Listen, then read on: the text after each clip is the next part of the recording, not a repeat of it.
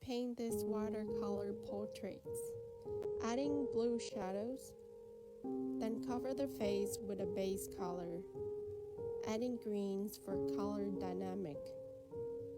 Paint the eye first, then the nose, and the lips.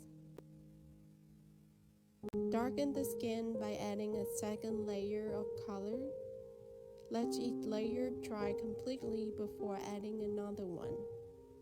Add a shadow layer using a darker skin tone color mix. Add some darker values. Remove the masking tape. Add highlights to finish the portraits. Follow me for more painting process videos.